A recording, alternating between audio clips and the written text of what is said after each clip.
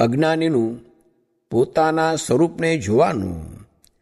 સ્વામિનારાયણ હરિ સંવત 1876ના પોષ સુધી બીજને દિવસ શ્રીજી મહારાજ શ્રી ગઢડા મધ્યે દાદા ખાચરના દરબારમાં ઉગમણે દ્વાર ઓરડાની ઓસરીએ ગાદી તકિયા નંખાવીને વિરાજમાન હતા અને ધોળી પાગ માથે બાંધી હતી અને તે પાગને વિશે પીળા ફૂલનો તોરો વિરાજમાન હતો અને કંઠને વિશે પીળા પુષ્પનો હાર વિરાજમાન હતો અને બે કાનને વિશે ધોળા અને પીળા પુષ્પના ગુચ્છ વિરાજમાન હતા અને ધોળો ચોફાડ ઓઢ્યો હતો અને કાળા છેડાનો ખેસ પહેર્યો હતો અને કથા વંચાવતા હતા અને પોતાના મુખારવિંદની આગળ પરમહંસ તથા દેશ દેશના હરિજનની સભા ભરાઈને બેઠી હતી.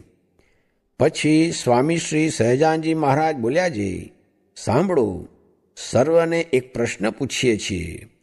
ત્યારે સર્વે હરિભક્તે હાથ જોડીને કહ્યું છે, પૂછો. ત્યારે શ્રીજી મહારાજ બોલ્યા છે, અજ્ઞાનીમાં અતિશય અજ્ઞાની તે કોણ છે? પછી તો સર્વ વિચારી રહ્યા પણ ઉત્તર કરી શક્યા નહીં. પછી શ્રીજી મહારાજ બોલ્યા છે, લ્યો અમે જ ઉત્તર કરીએ. ત્યારે સર્વે રાજી થઈને કહ્યું છે, હે મહારાજ, તમથી જ યથાર્થ ઉત્તર થશે, માટે કહો. પછી શ્રીજી મહારાજ બોલ્યા છે, આ દેહમાં રહેનારો જે જીવ છે તે રૂપને જુએ છે અને કુરૂપને જુએ છે તથા બાળ, યૌવન અને વૃદ્ધપણાને જુએ છે, એવા અનંત પદાર્થને જુએ છે, પણ જોનારો પોતે પોતાને જોતો નથી અને કેવળ બાહ્ય દ્રષ્ટિએ કરીને પદાર્થને જોયા કરે છે, પણ પોતે પોતાને નથી જોતો. તે જ અજ્ઞાનીમાં અતિશય અજ્ઞાની છે. અને જેમ નેત્રે કરીને અનંત પ્રકારના રૂપના સ્વાદને લે છે, તેમજ શ્રોત્ર, ત્વક, રસના, ઘ્રાણ ઇત્યાદિક સર્વ ઇન્દ્રિયો કરીને વિષય સુખને ભોગવે છે ને જાણે છે, પણ પોતે પોતાના સુખને ભોગવતો નથી ને પોતે પોતાના રૂપને જાણતો નથી. એ જ સર્વ અજ્ઞાનીમાં અતિશય અજ્ઞાની છે અને એ જ ઘેલામાં અતિશય ઘેલો છે અને એ જ મૂર્ખમાં અતિશય મૂર્ખ છે અને એ જ સર્વ નીચમાં અતિશય નીચ છે. ત્યારે શુકમુનિએ આશંકા કરી છે, પોતાનું સ્વરૂપ જોવું તે શું પોતાના હાથમાં છે? અને જો પોતાના હાથમાં હોય તો જીવ શીદ અતિશય અજ્ઞાની રહે? ત્યારે શ્રીજી મહારાજ બોલ્યા છે, જેને સત્સંગ થયો છે તેને તો પોતાના જીવાત્માનું દર્શન પોતાના હાથમાં જ છે અને કે દાડે એણે પોતાના સ્વરૂપને જોયાનો આદર કર્યો ને ન દીઠું. અને એ જીવ માયાને અધીન થકો પરવશ થઈને તો સ્વપ્ન અને સુષુપ્તિ અવસ્થામાં અંતરદ્રષ્ટિ કરીને જાય છે, પણ પોતે પોતાને જાણે કોઈ દિવસ પોતાના સ્વરૂપને જોવાને અંતરદ્રષ્ટિ કરતો નથી.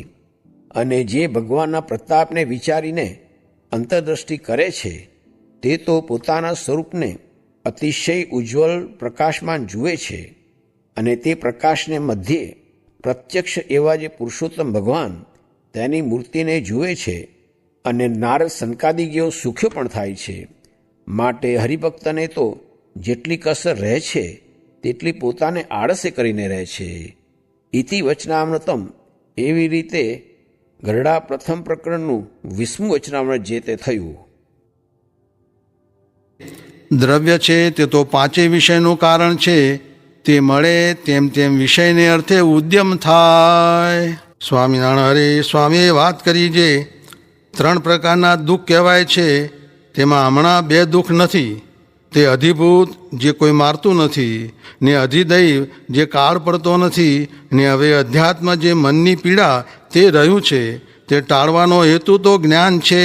તે હોય તો દુઃખ ન થાય એનો બીજો ઉપાય નથી. સ્વામિનારાયણ હરે સ્વામીએ વાત કરી જે ભગવાન તથા મોટાને જીવ આપી દીધો હોય એવો થયો હોય તેને પણ જ્ઞાન શીખવું ને તે શીખ્યા વિના તો ન આવડે.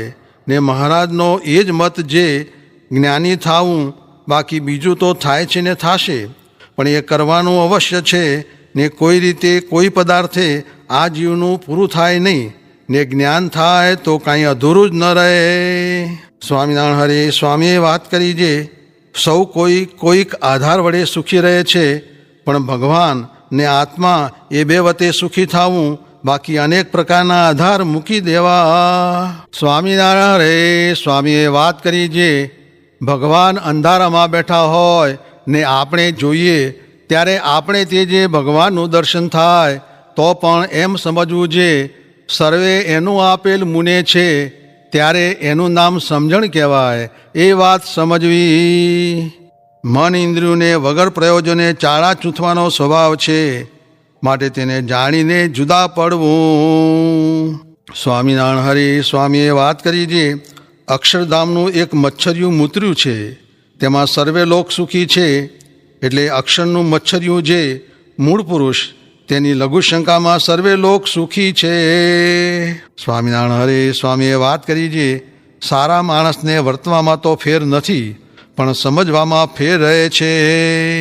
સ્વામિનારાયણ હરે સ્વામીએ વાત કરી જે ગણેક પુણ્ય કરીને આ જોગ મળ્યો છે ને બધા ભેગા રહ્યા છીએ, પણ જેને જેટલી સમજણ હશે તેને તેટલું સુખ આવતું હશે, જૂના નવાનો કાંઈ મેળ નથી. સ્વામિનારાયણ હરે સ્વામીએ વાત કરી જે દેવની માયાએ જુઓને મોહ પમાડ્યા છે, જે ગાડી, પુસ્તક, ચેલો ને હવેલી એને વિશે માલ મનાણો છે, પણ તેણે કરીને શું થશે?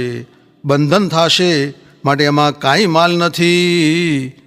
રાજ ભયો કહા કાજ સર્યો, મહારાજ ભયો કહા લાજ બઢાઈ, શાહ ભયો કહા બાત બડી, પત શાહ ભયો કહા આન ફિરાઈ, દેવ ભયો તો કહા ભયો અહમેવ બઢ્યો તૃષ્ણા અધિકાઈ, બ્રહ્મ મુનિ સતસંગમી ના સબ ઓર ભયો તો કહા ભયો ભાઈ.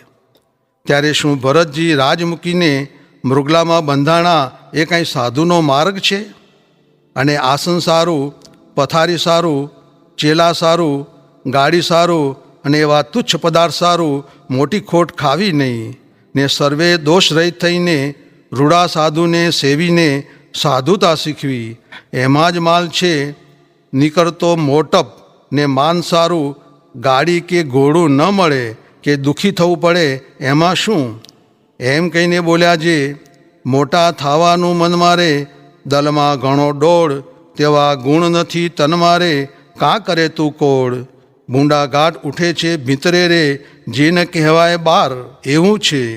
માટે જ્ઞાન શીખવું તેણે કરીને કોઈ વાતની અપેક્ષા ન રહે, અને જો જ્ઞાન ન હોય તો મૂર્ખાઈએ કરીને અસદ યુક્તિઓ ઉઠાવે છે.